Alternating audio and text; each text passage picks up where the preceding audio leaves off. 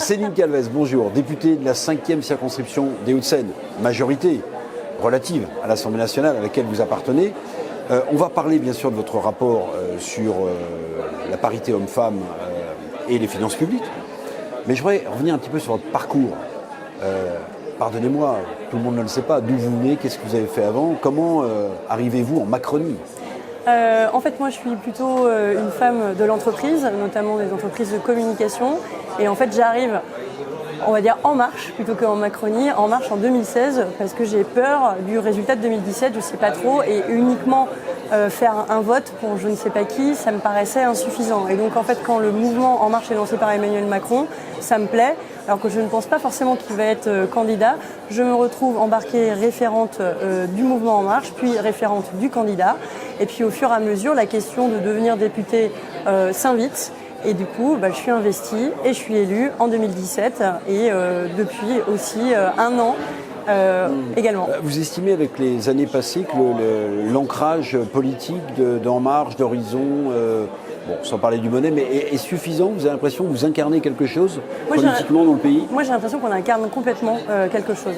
Quand on parle d'ancrage, est-ce qu'on parle d'ancrage dans les territoires? Est-ce qu'on parle d'ancrage dans les collectivités locales? Souvent, on nous dit que vous n'êtes pas autant présent dans les collectivités locales.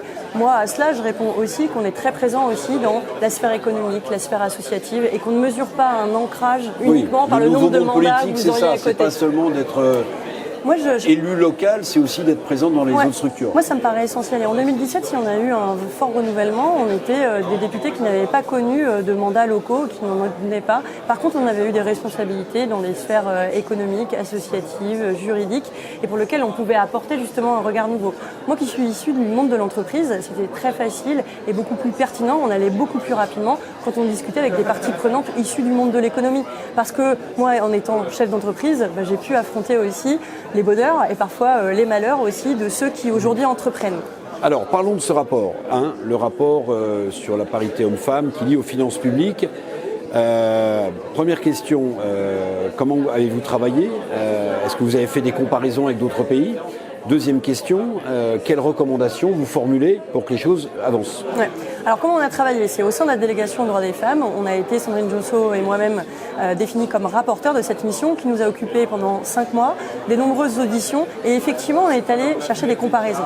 Les comparaisons d'autres pays, que ce soit du Canada jusqu'au Rwanda. On a regardé ce qui se faisait au Maroc ou en Islande.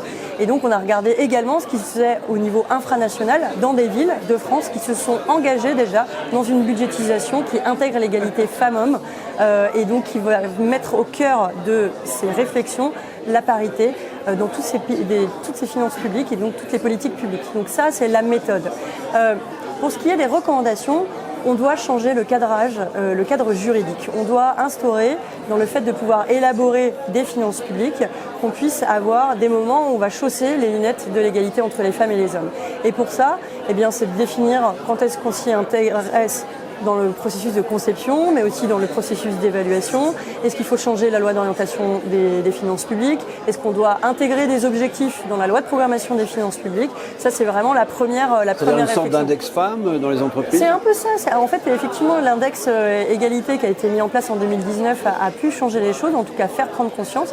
Là, l'idée, c'est de pouvoir utiliser des indicateurs genrés qui viennent fournir des éclairages à nos finances publiques. Madame la députée, vous l'avez vu sur une autre question, l'index senior a été retoqué par le Conseil constitutionnel.